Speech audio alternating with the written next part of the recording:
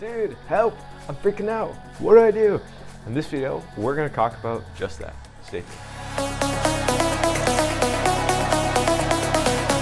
What's up? My name is Joel.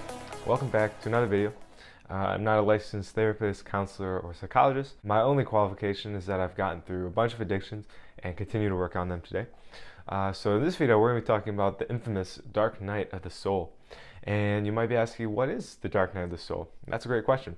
So the dark night of the soul is essentially a event that happens where a lot of stuff that has been suppressed within us kind of bubbles up to the surface in like one cathartic moment almost. And you might be asking, like, dude, that sounds terrible. Like, why would we be going through this? Like, what's going on? And there's different takes on it from different people. The way I look at it is just that essentially, like, the universe is always on our side. The universe always wants what's best for us. And can you imagine? The universe isn't going to throw us in a big pit of fire without some sort of kind of coolant. And that's essentially is what's happening with the dark night of the soul. Like, we're at a point in our experience, in our growth, recovery, where we can actually look at this stuff. And so you might be asking, like, dude, is this like a one and done thing? Is it like one night the soul and then I'm enlightened? No. The answer is that it's going to happen multiple times over and over the further we go on our journey. And essentially, just like I said, like, that's why it'll come up at a certain time and you won't get like every single thing that's inside of you all at once, because that might lead to just complete mental breakdown and insanity. And so again, the universe will give little nuggets here and there that we can kind of feel that isn't going to kill us, however, that we are strong enough to face, and that maybe we have not been willing to face or strong enough to face in the past. And now we get a chance to look at it and address it. And so now you might be asking, like, okay, what are the symptoms? Like, will I get like a little message in the mail that says, dude, you're going through a dark night of the soul? No. What's going to happen is, as our awareness grows, we're going to start to see things maybe from a different vantage point. And so, for example, for me, when I was had 4 months without drugs and alcohol, I was on a little vacation with my folks and brother and sister. And we were at this place, and I just kind of, for the first time in my life, I just realized, like, wow, these like aren't my parents or my brother and sister. And of course, you might be asking, like, dude, of course they're like, they live with you. And on a deeper and like on a surface level, that's true. On a deeper level, though, they are their own people. They are not like a product of me. And so I had a very selfish view on it. And during this experience, I realized, like, wow, like I had like such a desire to control them, and I thought they were just like a part of my story. It was just a very, again, egoic, selfish way to look at it. It was the first time I had this realization, and I felt so much like guilt and shame, worry, fear. It all just kind of bubbled to the surface at once, and I really was like, what the hell is going on? And then the question arises, like, how many times have you experienced this before in your life? Like, was this the first time? And the answer is no. It was the first time I was aware of it, though, and I was like, and I couldn't escape it anymore through drugs, alcohol, partying, food, you name it.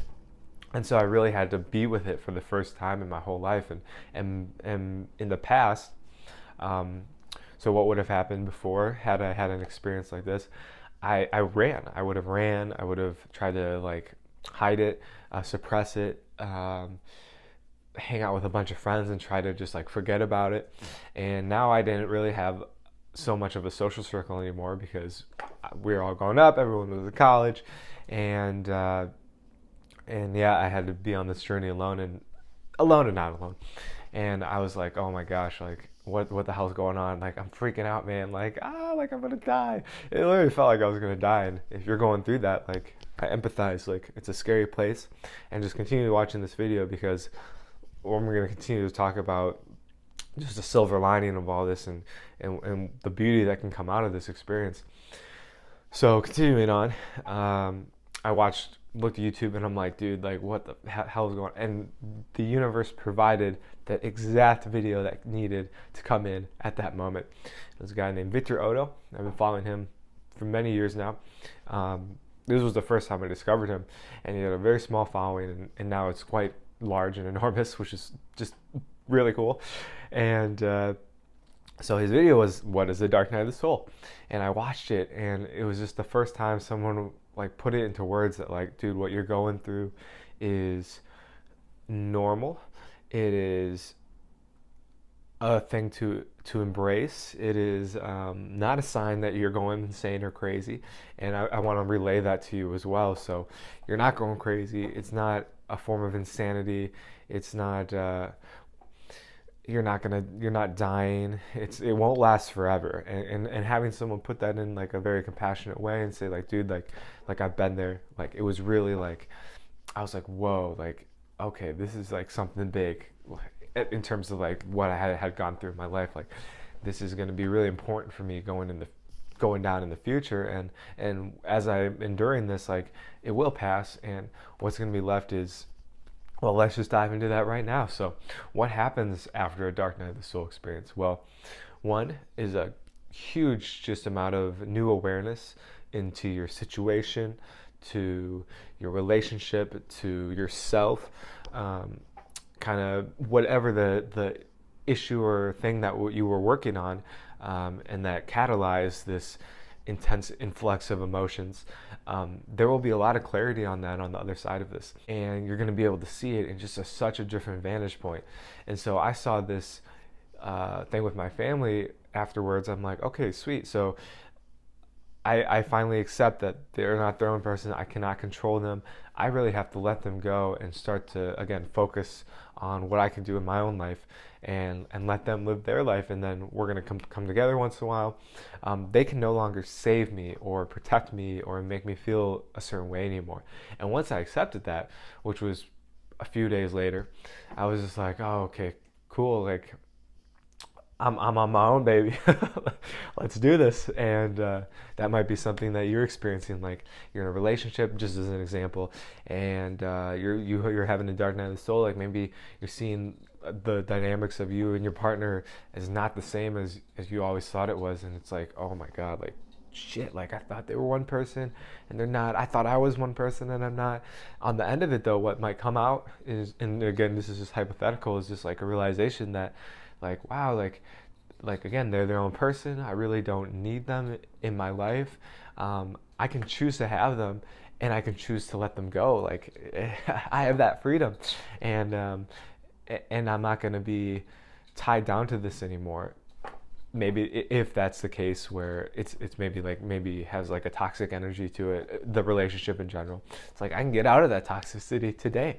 Or on the flip side, it's like, well, maybe I see these issues, and for the first time in our relationship, I'm going to go up and talk to them about it and have a conversation and try to resolve it in like a mature manner. Maybe that means go to therapy, and just like this, like, it's crazy. Like, this whole avenue of life and opportunity just opens up. It's like, it's almost like you've been crawling through like a dense forest, and the yellow brick road is right. Like, you open this branch, and then there's this beautiful road that's just you've been searching for, and you just couldn't find it, and it's just there, and you're just like, oh, sweet, and you just start walking on it, and like the sun starts to come out a little bit, the birds are chirping, and people are singing, and kind of and like Wizard of Oz, and like the Wicked Witch is dead, basically. What does the Wicked Witch of the West have to do with it?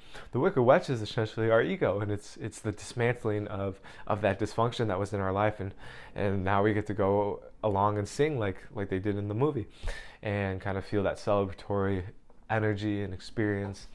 And for a few days after, or depending how long, could be like a month, who knows, could be the rest of your life, you just get to feel this new sense of freedom and bliss and kind of excitement. So how can you apply this in your life and see this like in more of like a less spiritual, more grounded perspective?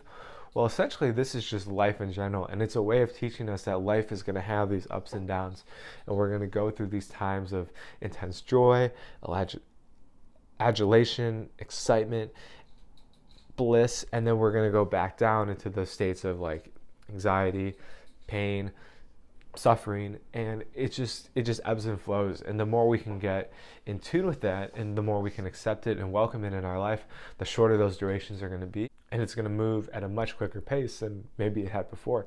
How often can I expect to have these experiences? Well, that depends on just how much you're working, how much you're doing the recovery work, how healthy you're being on a day-to-day basis, and all that's just going to catalyze more flow of energy, more flow of like emotions and healing and trauma and all that. That's why I really advocate picking up these like other healthy habits, because essentially it just kind of gets the wheels spinning a little bit. A great analogy would be motor oil. So if you ever go to one of the tire shops or whatever, they have that little display case right at the counter where they have like regular oil and then like super blend, synthetic, ultra oil, and who knows if it's legit or not.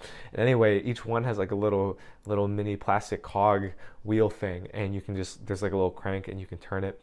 And the side with the cheap, non-fancy oil, it turns a little slower, and then the other one, of course, it turns really smoothly and a lot faster, and you can just kind of compare them.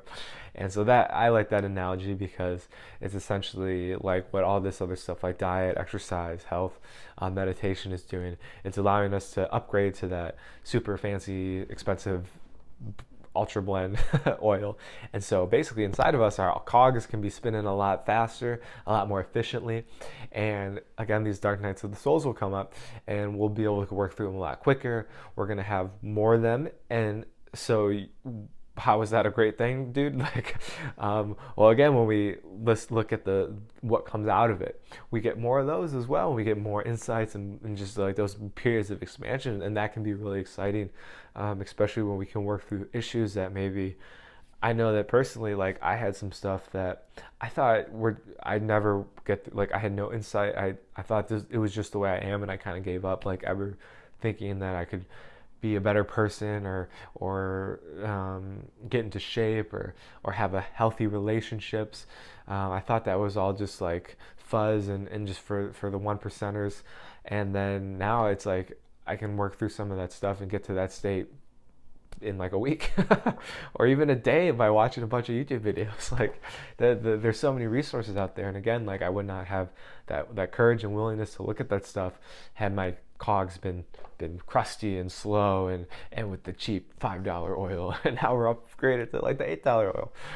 It's really nice. So I'm geeking out on this analogy. Super funny. Take things with a grain of salt. Enjoy it. Laugh at it. Life's ridiculous. The dark night of the soul can definitely feel like one of those serious experiences. At the end, though, we just get to laugh and look back and say, like, "Wow, I can't believe I used to be like that and act like that. Wow, thank fudging God." And yeah, I'm gonna sleep well tonight. I'll tell you that much. So, guys, thank you so much for watching. I really appreciate your time and invested into this video. Yeah, feel free to comment below what your dark night experience has been. Would love to hear it and just kind of have a conversation about it.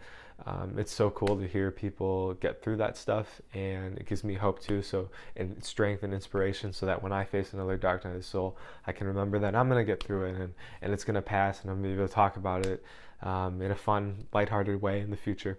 And may that be your experiences as well. I recently launched my website, so please feel free to check that out. It's got YouTube videos, got the free meditation, just some information and stuff.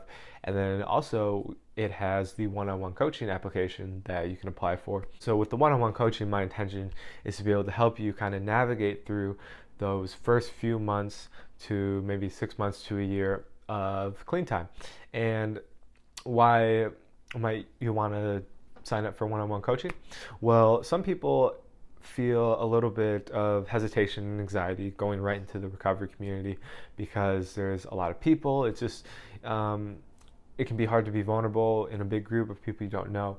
And personally, myself, I find a lot that I'm able to express myself a lot more honestly and freely when I'm with a person one-on-one. So of course in the meetings and stuff, you can get somebody that will kind of take you through the work and be that kind of coach for you as well, and that's free, so I totally recommend trying that out first. Meetings as well, I cannot list them specifically or name them, you may know what they are, and your first guess is probably right. And so So yeah, having that free resource, someone you can go to and talk to, free of charge is great.